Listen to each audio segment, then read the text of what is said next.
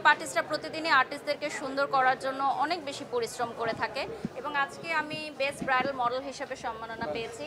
আমি বাংলাদেশের সর্বাধিক মেকআপ আর্টিস্টদের সাথে অ্যাজ আ ব্রাইডাল মডেল হিসেবে কাজ করেছি। যখন কাজের শুরুতে আমি আসি মডেলিং করি, তো মেকআপ আর্টিস্টদের সাথে আমার একটি দারুণ সখ্যতা রয়েছে এবং আমি মনে করি যে যত বছর ইন্ডাস্ট্রিতে আমি কাজ করব, মেকআপ আর্টিস্টদের কাছে আমি অনেক কৃতজ্ঞ যে তারা আমাকে এত সুন্দর করে প্রেজেন্ট করেছে দর্শকদের সামনে। এজন্য আমি হয়তো তাদের ভালোবাসা অনেক বেশি পেয়েছি। এটা আমি সবসময় মেকআপ আর্টিস্টদের কৃতজ্ঞতা স্বীকার করি।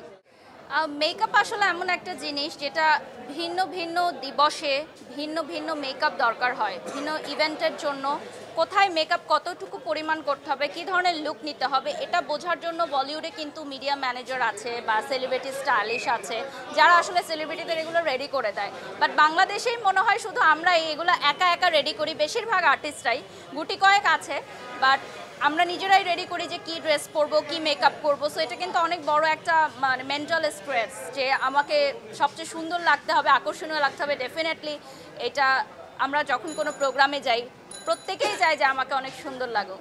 তো এগুলোও কিন্তু আমাদের নিজেদেরকেই আসলে আয়োজন করতে হয় প্রত্যেকটা ইভেন্টের আগে। যেহেতু ডেইলি ইভেন্ট থাকে, সো অনেক বেশি ব্যস্ততাও যায়। তো আমি বলবো যে মেকআপ খুবই গুরুত্বপূর্ণ।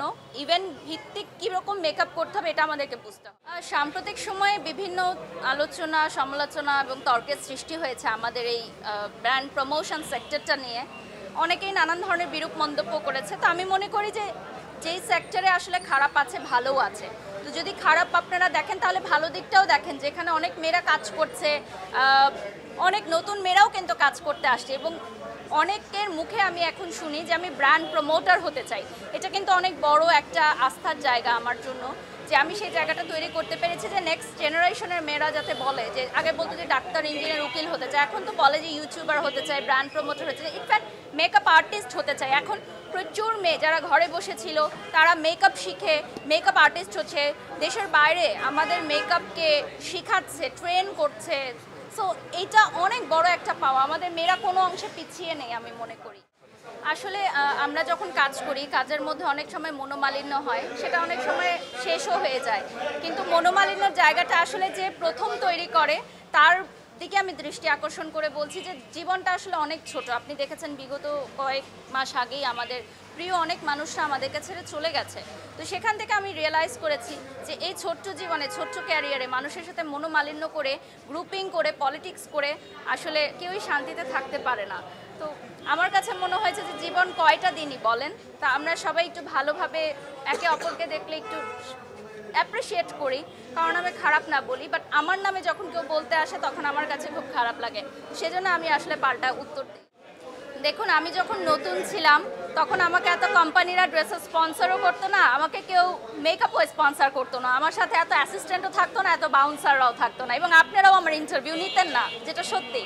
তো যখন একটা মানুষ হাইলাইট হয়, যখন একটা মানুষ হচ্ছে একটা কর্মজীবনের পিক আপ সময়ে থাকে, তখন সে নানান ধরনের পোশাক, নানান ধরনের রূপেই নিজেকে প্রেজেন্ট করবে, এটাই খুবই স্বাভাবিক। এবং এখন আমি যে পোশাকগুলো পরি এগুলো প্রমোশনের জন্য বিভিন্ন ব্র্যান্ড আমাকে স্পন্সর করে।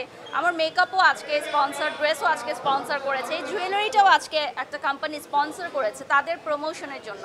সো এগুলো আমাকে পড়তে হয় এবং আমি মনে করি যে যেটা আমি ক্যারি করতে পারবো সেটাই আমি পরি। আপনারাও যদি ক্যারি করতে পারেন আপনারাও পরেন। হ্যাঁ, জায়গা ভেদে অবশ্যই পোশাক পরতে হবে। এই পোশাক পরে আমি শপিং মলে যাব না। আমি আজকে একটা অ্যাওয়ার্ড ফাংশানে এসেছি, দ্যাটস ওয়াই আমি অ্যাওয়ার্ড ফাংশনেরই ড্রেস পরবো। যেমন জিম নিয়ে অনেকে কথা বলে আমার পোশাক নিয়ে। জিমে তো আমি শাড়ি পরে জিম করতে যাব না বা আমি গাউন পরে জিম করতে যাব না। জিমের জন্য একটা নির্দিষ্ট পোশাক আছে, সেটা পরেই যেতে হয় আমাকে। Thank you so much.